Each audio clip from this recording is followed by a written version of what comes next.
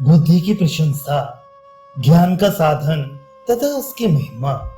सुखदेव जी ने पूछा, पिताजी, जिसके द्वारा मनुष्य को जन्म और मृत्यु के बंधन से छुटकारा मिल जाता है, उस ज्ञान का क्या स्वरूप है?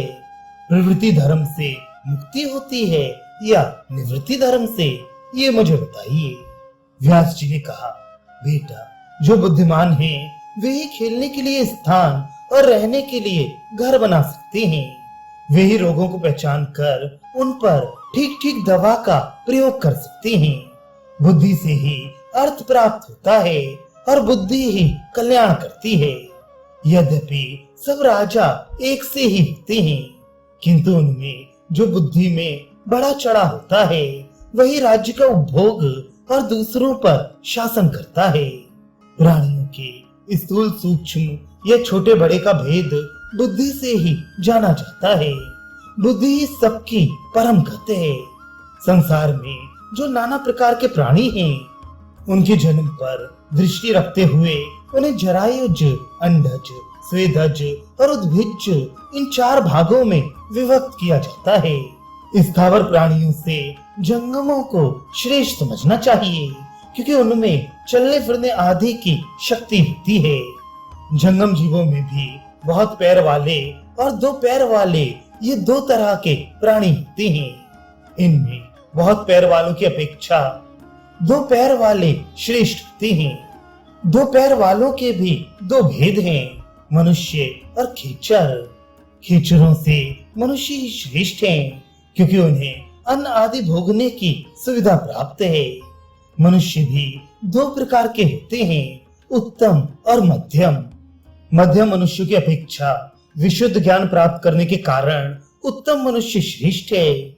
मध्यम भी जाति धर्म का पालन करते हैं, इसलिए वे अधम मनुष्यों की अपेक्षा श्रेष्ठ हैं।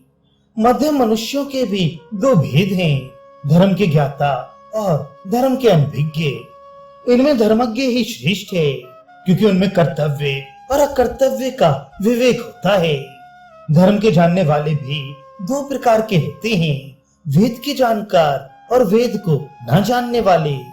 इनमें वेद के जानकार उत्तम हैं, क्योंकि उनमें वेद प्रतिष्ठित है।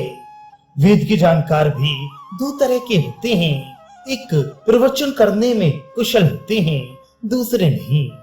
उनमें प्रवचन करने वाले ही श्रेष्ठ हैं, क्योंकि उन्हें वेद में बताए हुए संपूर्ण धर्मों का स्मरण रहता है तथा उनके द्वारा वैदिक धर्म, कर्म और उनके फलों का दूसरों को ज्ञान होता है।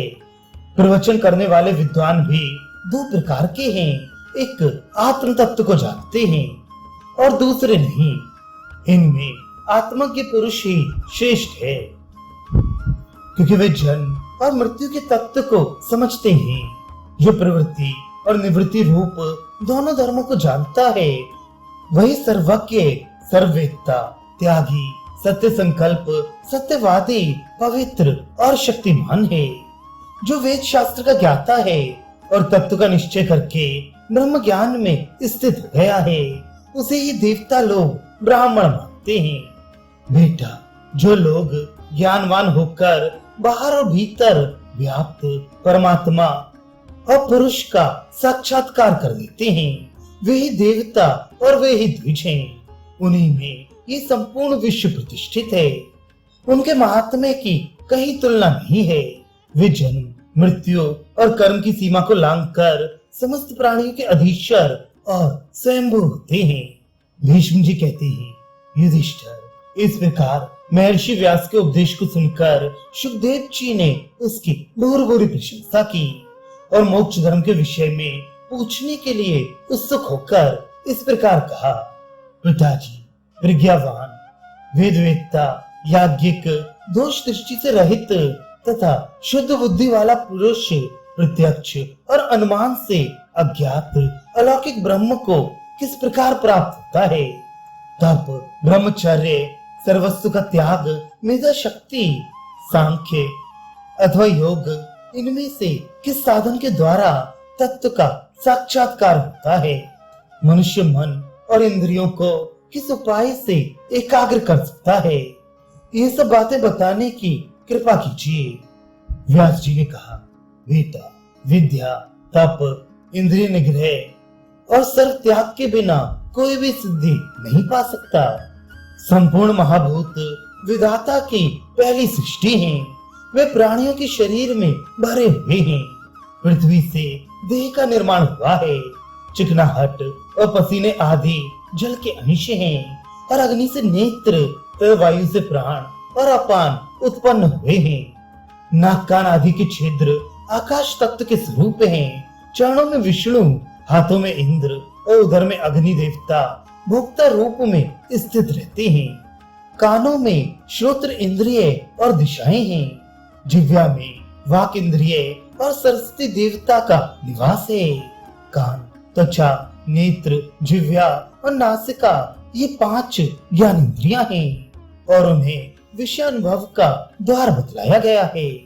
जैसे सारथी घोड़ों को अपने वश में रखकर उन्हें अपनी इच्छा अनुसार चलाता है, इसी प्रकार मन इंद्रियों के काबू में रखकर उन्हें स्वेच्छा से विषयों की ओर प्रेरित करता है।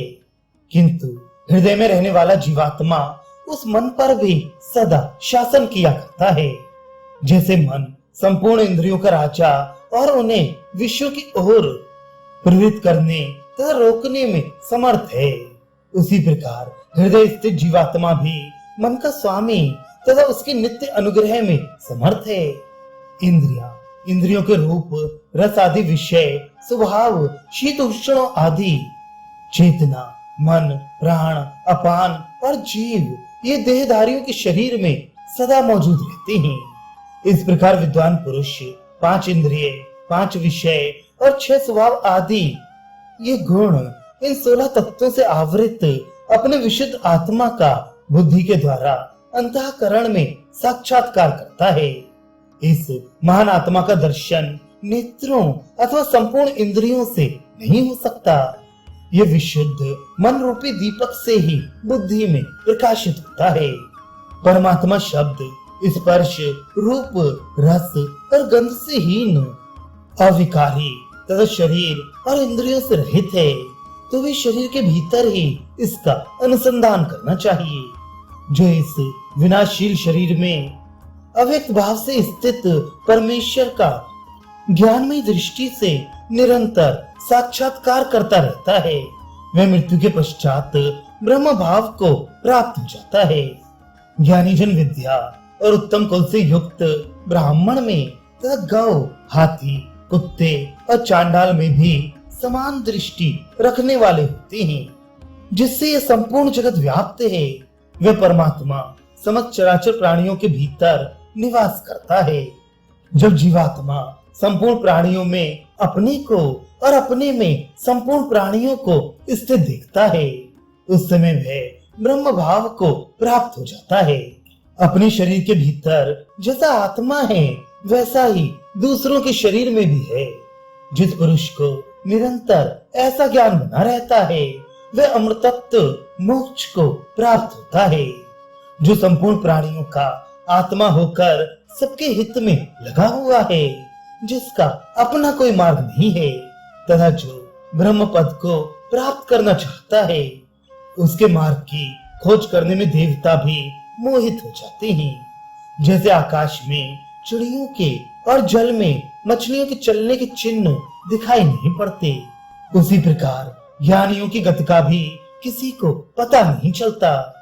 काल संपूर्ण प्राणियों को नष्ट करता है, किंतु जहाँ काल भी पकाया जाता है, जो काल का भी काल है, उस आत्मा को कोई नहीं जानता।